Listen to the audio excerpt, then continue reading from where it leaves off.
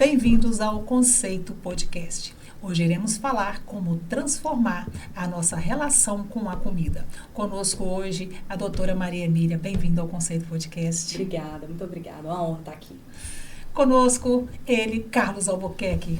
Estamos aí de novo. Boa tarde, boa noite, boa madrugada, bom dia. Depende da hora que você for assistir a gente. Doutor, o que é nutrição comportamental? A nutrição comportamental é uma abordagem da nutrição, né? Então, assim, existe a nutrição clínica e aí foi se percebendo um movimento de que nem todo mundo dava conta de fazer aquilo ali, né? Na nutrição clínica, o paciente vai, a gente faz avaliação, faz toda uma anamnese, questões clínicas, quero emagrecer, quero ganhar massa, melhorar a saúde, enfim. E a gente passa a dieta como um tratamento, né? E aquilo ali é o tradicional. Só que aí a gente foi percebendo, dentro da nutrição, que por trás do comer tinham algumas outras questões, né? Um comer emocional, uma pessoa que não consegue fazer dieta, um transtorno alimentar. Então, começou com essa questão de mudar o comportamento, né? Começaram a visualizar que a mudança de comportamento talvez fosse mais importante do que a dieta em si para alguns pacientes. E aí criou-se esse movimento da abordagem, mas é uma forma de cuidar, é uma abordagem, não é uma especialização hoje ainda dentro da nutrição. Como seria essa mudança de comportamento? A gente trabalha através de ferramentas, através de mindfulness, né? A gente se associa muito às questões ligadas à psicologia, então terapia cognitivo-comportamental. Então, através dessas ferramentas, a gente vai acessando ao paciente o que o leva a comer. Então, não é só o que ele come, mas por que ele come, onde, quando, por que ele come, né? Então, o que ele come, não que não seja importante, a gente trabalha também, mas o por trás daquilo, então, o porquê, o que o leva a comer, né? Quais as opções, quais as atitudes alimentares em cima daquela pessoa. Então, através disso que a gente trabalha esse comer. Normalmente tem muito emocional envolvido. Você falando, eu estou pensando no famoso gatilho. Sim. Então, pãozinho de queijo, um cafezinho tem que vir a reboque. Se Sim. não vier o cafezinho, não está completa. Mas Sim. é aí, né? É nessa linha aí. Exatamente. E aí a gente trabalha assim, dentro da nutrição comportamental, a gente não trabalha a restrição. A não ser, claro, que a pessoa precise ter alguma restrição por questão de saúde. Mas a gente não é a favor, digamos assim, de uma dieta 100%, sabe? Aquela coisa de pesar Rigorosa. Comida, rigorosa e tal. Porque normalmente é um gatilho para os pacientes que vêm, né? Para a nutrição comportamental. Mas assim, por exemplo, o pão de queijo e o café. Na nossa visão, tudo bem. Desde que aquilo faça sentido. Né? Então, assim, É gostoso demais. Sim. Faz muito sentido. Faz sentido. Aí fez sentido. Mas aí eu sentei para comer um pão de queijo. Comi um, aí comi outro. Aí eu já não consigo lidar com aquela quantidade. Aí eu vou comendo. E vou tomando café. Então, isso aí que a gente trabalha. Mas como manter essa boa relação com a alimentação? Porque não é fácil. Não O é cheiro fácil. tá ali do pão de queijo, o café tá exalando ali. E aí? Sim, é por isso que a gente tem que trabalhar em cima do comportamento do que faz sentido para a pessoa. Então, vamos supor assim, a pessoa me procurou e ela quer emagrecer, né? Então, ela tem um propósito de emagrecimento, está em obesidade, tal. Ela sabe que aquele pão de queijo não tem problema nenhum, né? A gente fala de comer incondicional, permissão incondicional do comer. Significa que eu posso comer de tudo, mas eu não preciso comer tudo.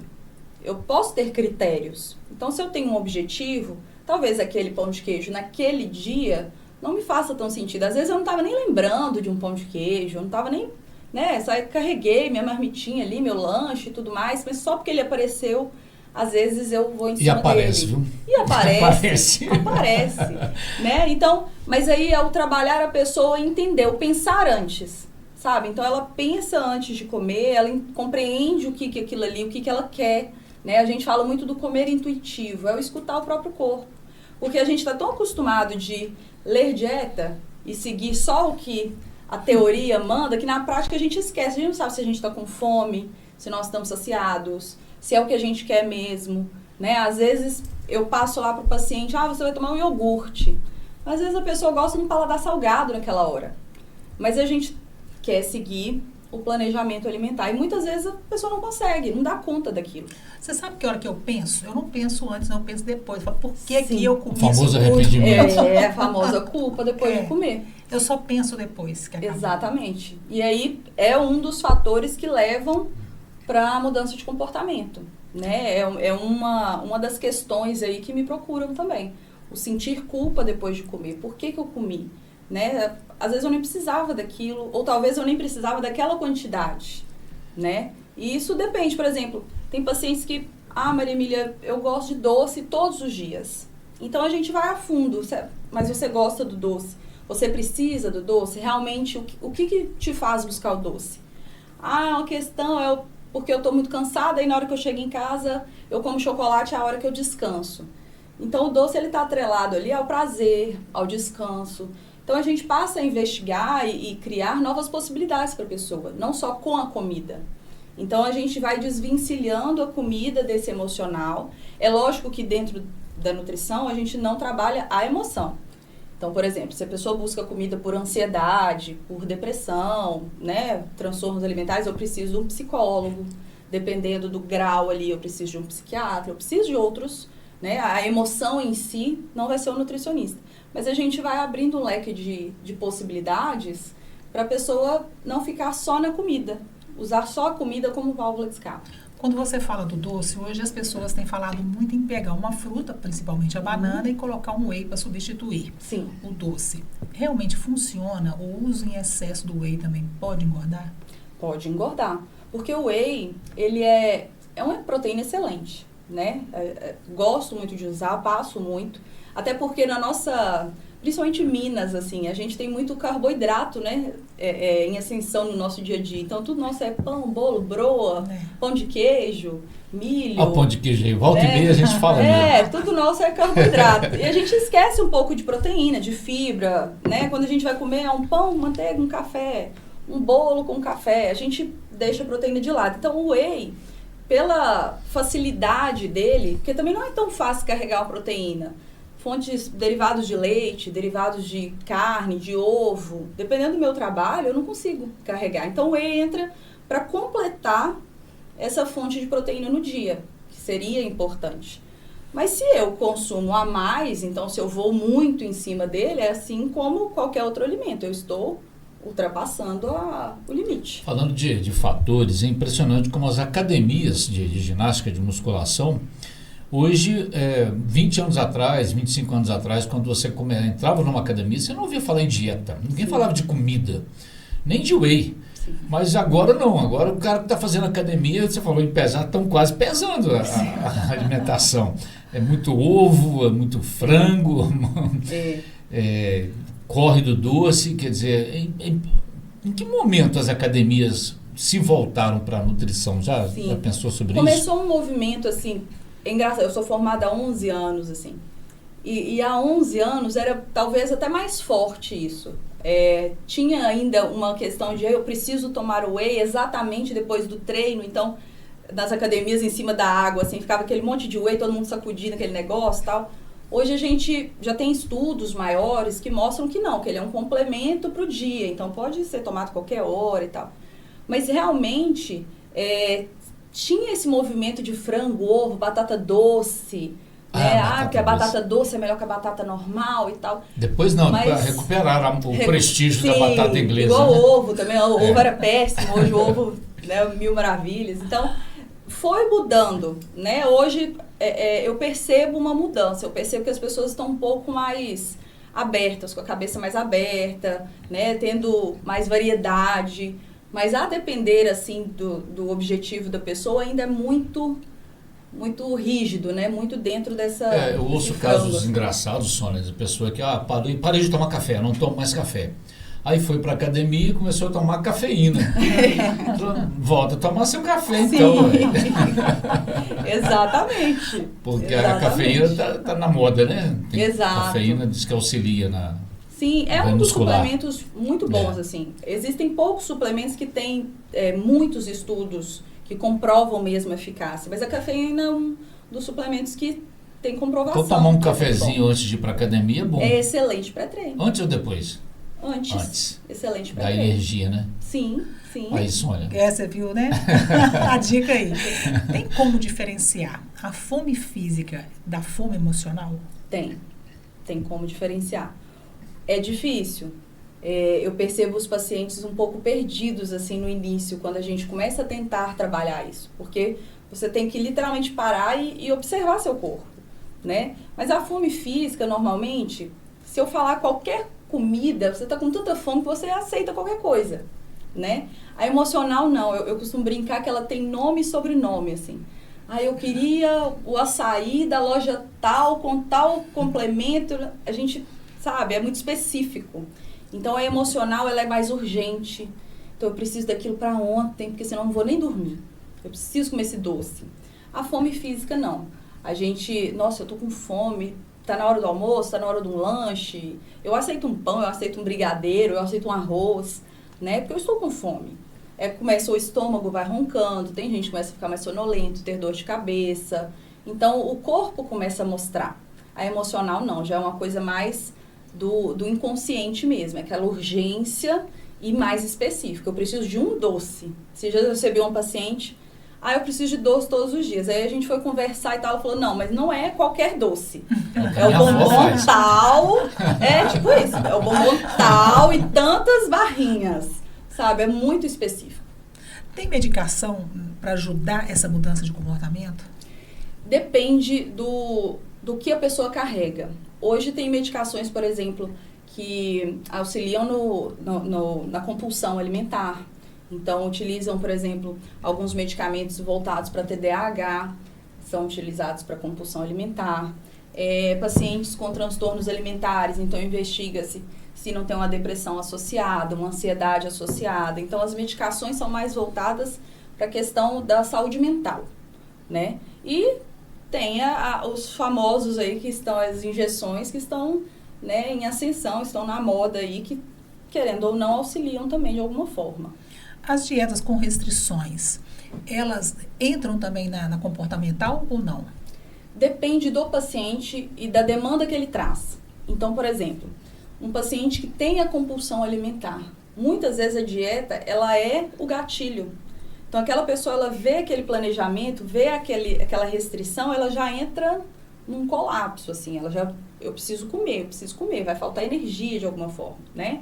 Então, esse tipo de paciente não. Mas não que ele sai do consultório sem uma estrutura alimentar. A gente conversa sobre o dia a dia, sobre o que seria interessante, sobre o que a pessoa gosta, né? O que é importante para ela em relação à saúde dela, a rotina, a atividade física. Ela tem essa estrutura, mas talvez não tenha o planejamento ali estruturadinho, calculadinho e tudo mais. Outros pacientes não. Outros pacientes, eles já precisam desse planejamento, né? Porque aí dá um norte para aquela pessoa e ela consegue seguir ali e trabalhar o comportamento junto. Então, depende muito do paciente e do que ele traz pra gente. Maria Emília, a gente já está falando dessa nutrição comportamental, subentende que a gente está falando de adultos, né? Pessoas Sim. que já fizeram tudo de errado que tinha para fazer, já se deram ao desfrute, como diz o pessoal lá da Tieta.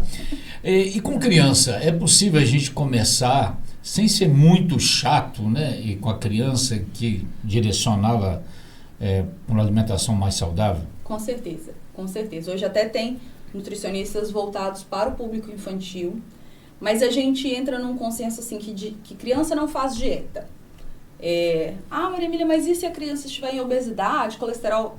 Mas ela não precisa saber de uma dieta. Ela não precisa estar ciente de que precisa de uma restrição. Essa palavra não precisa entrar no vocabulário dela, né? Sabe? Porque senão ela já começa a ter uma preocupação. A grande maioria dos meus pacientes, principalmente os de transtorno alimentar, eles trazem problemas alimentares desde a infância. Restrições desde a infância. Então, eu tenho paciente que foi no médico tal, aí o médico foi lá e mostrou aquelas pessoas de 200 quilos. Porque se você continuar comendo, você vai ficar desse jeito, sabe? Ou então que a mãe ficava muito preocupada com o corpo e passava isso pro filho. Então, a grande maioria traz desde a infância esses problemas alimentares. Mas a criança, ela não precisa entender da questão de dieta. Ela precisa entender de um contexto alimentar saudável, né? Então, que fruta é importante, faz ficar forte, faz crescer, o cabelo fica bonito, né? Ah, esse tipo de alimento só aos fins de semana, porque ele não é tão saudável assim, né? Lá na frente pode trazer algum problema de saúde. Então, esse contexto, tudo bem. Mas a dieta, a restrição, seguir direitinho, né? Aquela estrutura... Ninguém isso gosta é de muito tomar um prejudicial. sorvetinho de vez em quando, né? Ninguém gosta. Até eu tomo, ué. O que tem? Mas Claro. criar hábitos saudáveis depois de uma certa idade é mais difícil, né? É mais difícil. É muito melhor que a gente vá construindo isso desde a infância, né? Por isso é uma preocupação tão grande com os filhos, né? Que a gente fica tão tentando fazer com que eles tenham mais acesso a alimentos saudáveis e criem aquilo ali. Porque depois de mais velhos é sempre mais complicado. Principalmente quem não teve um contexto saudável durante a infância. Porque uma coisa, às vezes os pais ofereciam frutas, salada, a pessoa come de tudo, mas ela tem preferência, talvez por questões emocionais e tal, para alimentos mais calóricos e tudo mais. Mas quando a pessoa já traz um hábito não saudável desde a infância, é muito difícil. Porque a gente precisa trabalhar o sensorial daquela pessoa, né? Entender por que ela não gosta desse tipo de alimento.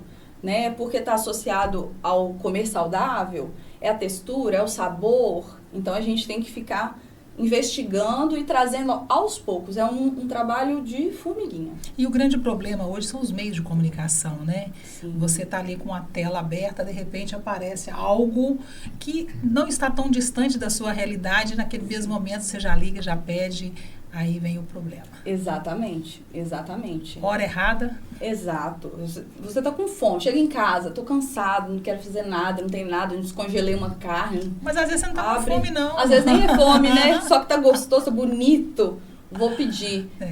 É muito mais fácil, né? Mas temos opções que são mais interessantes. Por exemplo, eu converso muito com o paciente e falo, olha, por que não pede um churrasquinho, uma janta, né? Uma massa, né? Tem lojas aí que você escolhe os complementos. Tem o que fazer, mas pega a lista, assim, é praticamente alimentos muito calóricos. Eu vejo muito nas redes sociais, às vezes um nutricionista, alguém dessa área, comparando alimentos, falando, ó, se você comer uma barrinha de chocolate, tem a mesma caloria que não sei qual outro alimento. Mas não é somente a caloria que conta, né? São os nutrientes, porque às vezes você vou comer sem culpa, sem problema, porque é o mesmo tanto de caloria, Sim. sei lá, da batata. Sim. Mas e os nutrientes, né? Exatamente, exatamente. Teve uma época, eu entrei nessa questão de comportamento porque eu lutei com a obesidade na minha adolescência, assim, pré-adolescência e adolescência. E eu também já fiz de tudo quanto de dieta. E aí teve uma época que eu fazia uma que envolvia pontos. E eu lembro que o refrigerante zero era 0 pontos, porque não tem caloria.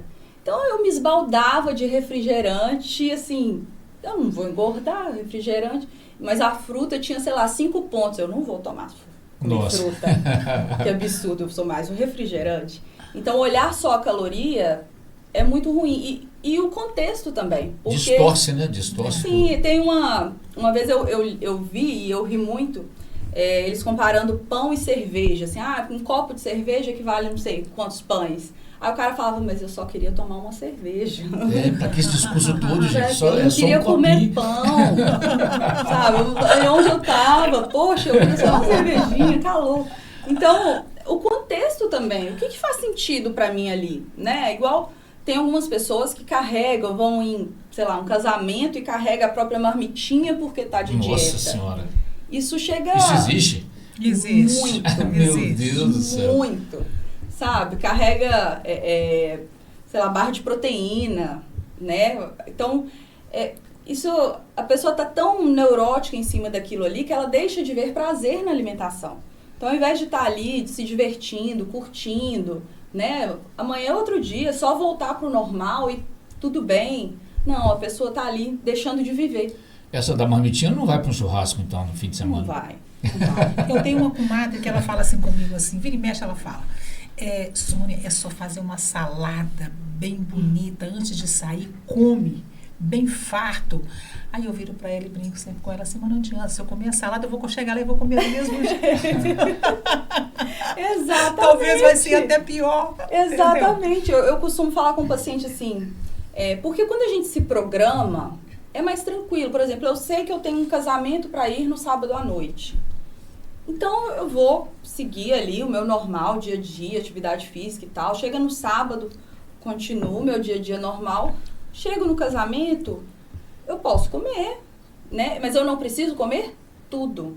Não é porque é o momento de comer, eu vou comer tudo que eu estou vendo pela frente. Não, eu vou comer o que me faz sentido, né? Eu falo muito também, assim, aniversário de criança, que é cachorro quente, hambúrguer, né? Aquele monte de mini pizza, coxinha, enfim.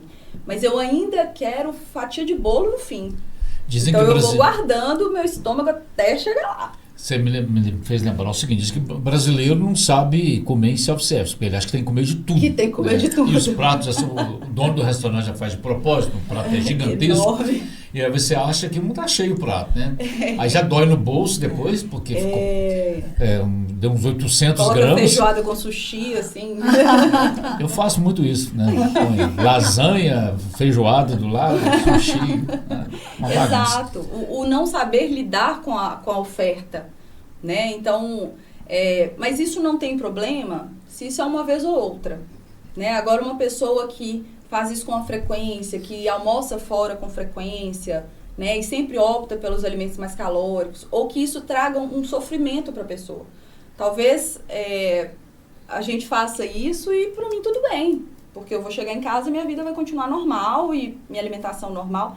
Mas tem pessoas que isso causa um certo sofrimento. Por que eu fiz isso? Aí vem aquela culpa profunda, aí a gente precisa cuidar, né? Para aprender a fazer escolhas melhores. Ademir, na sua profissão, eu imagino que vocês têm que se atualizar sempre, toda a profissão, né? Mas no caso a gente vê, por exemplo, um dia o ovo pode, de ovo não, agora pode, né? O ovo já está liberto, já tem alguns anos, né? Mas, por exemplo, pãozinho branco, até ontem o pãozinho branco era um veneno. Agora, gente, não é melhor do que o de forma. Como é que você consegue acompanhar? Fora as fake news, né? Fora o tanto que aparece de tal coisa pode, tal coisa não pode. Esses dias uma paciente me perguntou, acho que de pepino. Olha, nutre esse vídeo aqui. Aí me mandou, que não pode consumir o pepino junto com não sei o quê. Eu falei, minha filha, vai comer seu pepino pra lá, fica tranquila, porque eu amo e tal. Então, assim, mas a gente tem que ir se atualizando mesmo. Porque senão eu vou direto em supermercado e entro e saio lendo as coisas. Às vezes o paciente me pergunta, Nutri, qual pão você acha melhor? Eu vou lá e vou lendo para ver se atualizou alguma coisa, se tem alguma marca, né, que adicionou algo, tirou algo. A gente tem que ficar de olho mesmo. Aí tem a história, tem que correr do glúten, tem que correr do sódio, tem que... do leite. Aí a gente fica neurótico, né? Aí não dá, aí você acaba, não posso comer mais nada. Exatamente. E tem gente que chega sofrendo por isso, sabe? Vai consumindo, né, esse tipo de conteúdo, consumindo, e chega uma hora e fala, eu não sei o que eu vou fazer. Eu acho que você está na vertente correta, né? Porque olha para você ver. Se eu tô triste, eu como. Uhum. Se eu tô alegre, eu como também. Então, o que acontece? Então, assim, aí você vira e fala assim, mas eu tô uma vergonha, você vê que a roupa não serve, você vê que a pessoa mais magra é mais bonito. A gente tem consciência disso. Só que é aquele negócio, entre ser feio e bonito, todo mundo quer ser bonito. Mas, infelizmente, ser gordo é muito mais forte pra gente, sim, entendeu? Não é tão fácil assim. Exato. E essa questão de ter ao seu lado pessoas que eu estou entendendo que você tem uma equipe, né, sim, capacitada para ajudar a gente a transformar, porque é uma transformação. Sim. Eu acho que é muito relevante, porque a uma altura do campeonato, que na minha idade, várias outras pessoas, é muito difícil conseguir emagrecer sozinho. Sim, e existe muito preconceito em cima da obesidade, né? Tem muita gente que fala assim, eu não sei, tá daquele tamanho e continuo comendo. Mas isso é tão mais profundo, porque normalmente a pessoa em obesidade, ela, primeiro, vai começar, ela perde o sensor ali de saciedade, né? Ela para de produzir o hormônio que nos mostra a saciedade. Então, acaba que a pessoa só para de comer quando realmente está muito, muito cheia, né? Dependendo do grau da obesidade. A pessoa não está ali porque ela quer, Ela não está em obesidade porque ela gosta de estar em obesidade. Então, normalmente tem uma compulsão alimentar por trás, tem uma depressão, uma ansiedade, tem alguma questão. E aí, quando se é julgado, igual você falou, quando eu estou triste, eu como. Quando eu estou feliz, eu como. A pessoa em obesidade, se alguém virar e falar assim, você tem que emagrecer, você está gordo, ela vai ficar o quê? Triste? Ela vai fazer o quê? Ela vai comer. Então, não adianta eu virar para a pessoa e falar assim, você tem que emagrecer. Ela vai fazer o contrário. E não porque ela quer, porque ela não consegue sair daquele ciclo vicioso. Ela vai comer, vai se sentir culpado, porque por que eu comi, estão me chamando de gordo, e vira aquela bola de neve, né? Então, a gente defende muito essa questão também do acolhimento dentro do consultório. Então, por exemplo, o meu consultório ele é todo adaptado. Eu reformei ele para ser todo adaptado para pessoas de obesidade também. Então, eu abri os portais, as portas são largas, né? O meu banheiro, ele é pequeno, então a porta é de correr, porque aí a pessoa não precisa ficar abrindo e ficar apertada lá dentro. As minhas cadeiras todas suportam pacientes com mais de 150 quilos. Então, isso é o mínimo que dentro da nutrição a gente precisa fazer. E não acontece sempre, né? Às vezes tem alguns profissionais que a cadeira é bamba, que a cadeira tem, né, braços, e aí a pessoa obesa não consegue sentar.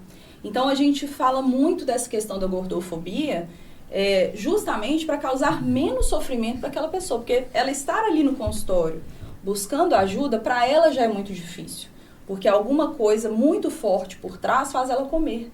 Então, para ela estar ali já é difícil, ela já vai ter que ultrapassar barreiras, né? Então, a gente sempre tem esse acolhimento do entender a dor, entender o que está acontecendo, dar a mão, falar, olha, se não der certo, eu tô aqui, me chama, me fala por que não está dando certo, o que você tem dificuldade. Aí sim, a gente consegue caminhar mais devagar, talvez, que um atendimento tradicional. Né? Se a pessoa sentar, fazer dieta, pesar tudo direitinho e tal, talvez ela emagreça mais rápido. Mas muito possivelmente ela vai retornar, porque não mudou a cabeça. Continua valendo aquela fórmula, uns 30 anos atrás, eu me lembro que os nutricionistas falavam isso, que era café da manhã como um rei, almoçar como um príncipe e jantar como um mendigo. Essa fórmula funciona? Não, está ultrapassado. Está ultrapassado, até porque cada pessoa tem uma rotina diferente, né?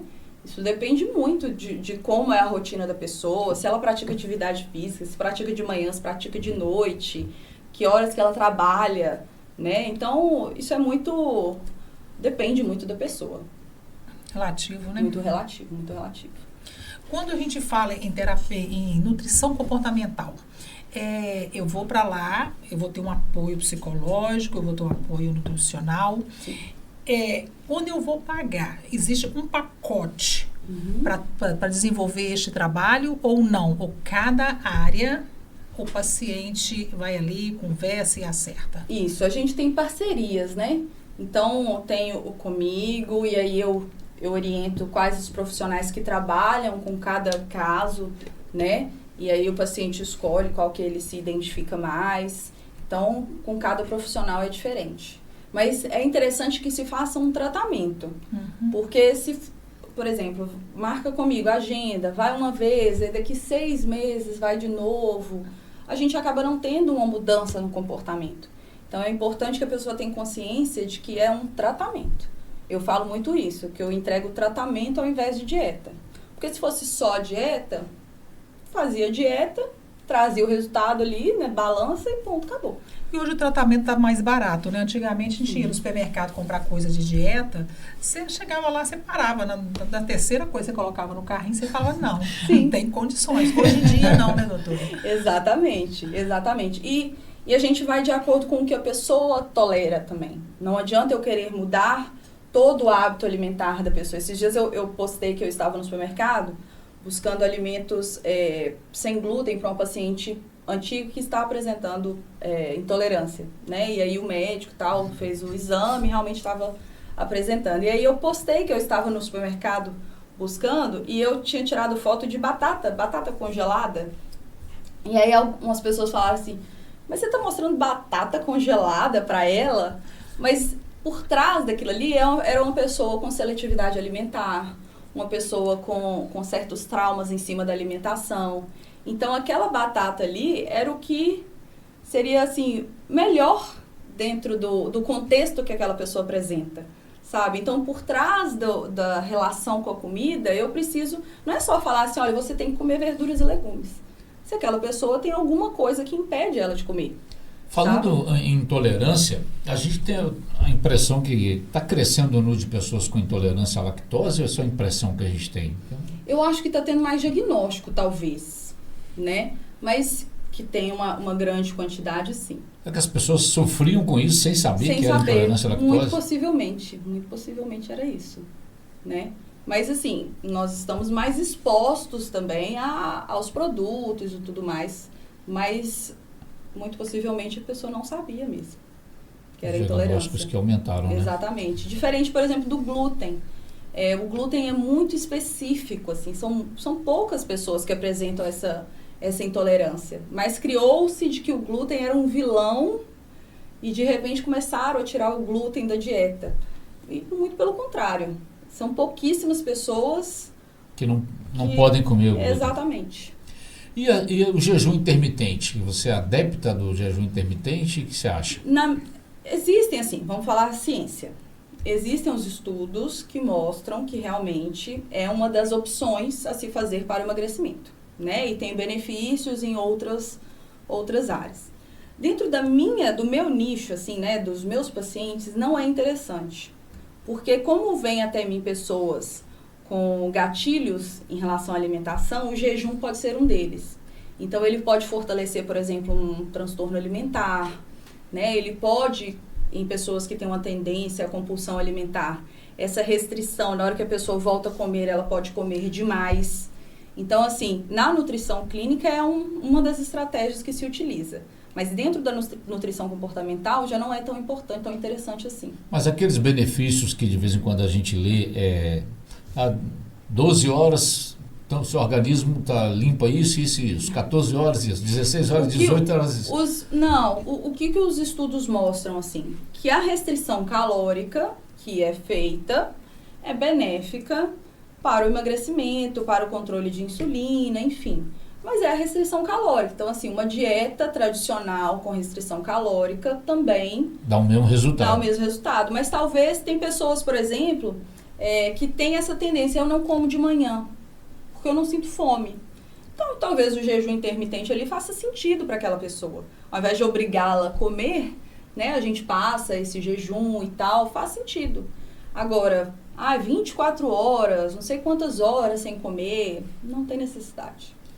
E falando em nutrição comportamental, eu acho que uma mudança que a gente teve muito significativa nos últimos anos foi a questão da água, né?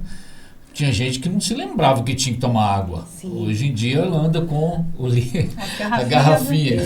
E hoje eu falo muito com o paciente, compra aquelas garrafinhas mais escandalosas, aquelas enormes, coloridas, que aí você bate o olho e você lembra que tem que beber essa água. Mas realmente, assim, antigamente eu já tive pacientes de já ter problemas, assim, cálculos renais e tudo mais, simplesmente por preguiça de beber água, de levantar e buscar, né? Hoje a gente entende um pouco mais. Contar uma história aqui, só que eu devia ter vergonha de contar, mas não tem não, porque eu era criança, chegando pré-adolescente, jogava muito futebol, jogava bola lá em Munimirim. E a minha mãe e meu pai, eu escutava os dois conversando à noite, e meu pai contava histórias de pessoas que estavam com barriga d'água.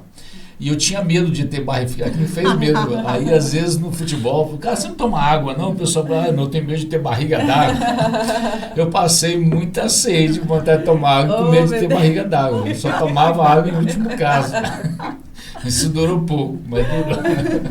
Mas são coisas, e quando a gente é pequeno, a gente vai absorvendo aquilo ali, né? A gente vai escutando claro que seu pai não estava falando de uma coisa completamente diferente do que veio na sua cabeça. Ele ficou, mas fica, né? Então, a criança, ela é muito sensível a isso e pode começar a ter questões com a alimentação por causa disso, de escutar a mãe, falar que, né, ser gordo é feio, a mãe reclamando, a roupa não serve, né? E aí passa para a criança isso.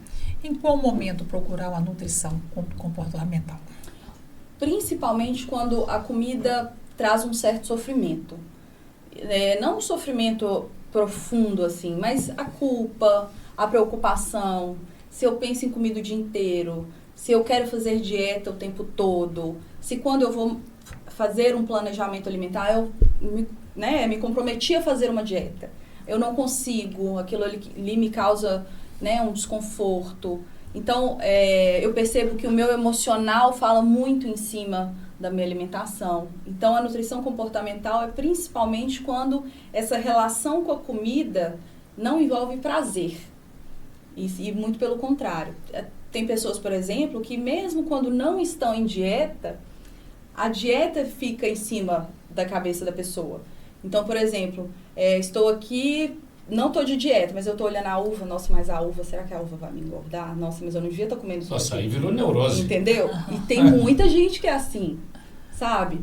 Quantas uvas eu posso comer? Eu falo, gente, uva, fruta. Ninguém engorda com a fruta, sabe? Então, quando isso traz esse sofrimento, assim, a nutrição comportamental é muito importante. Você sabe que um dia desse eu estava tomando uma água de coco e alguém chegou para mim e falou, tem gordura. Meu Deus do céu, mas é uma água de coco. Não é possível que eu não posso tomar água de coco sem culpa. Sim, ou então Tá liberada a água de coco. Fica tranquilo. Aí, viu, Cássia? Não, tranquilo. Doutora, quero te agradecer a sua participação. Tá? Muito obrigada. Obrigada a vocês. Carlos Albuquerque, mais uma vez. Valeu, até a próxima. Valeu. Conceito Podcast, se inscreva em nosso canal.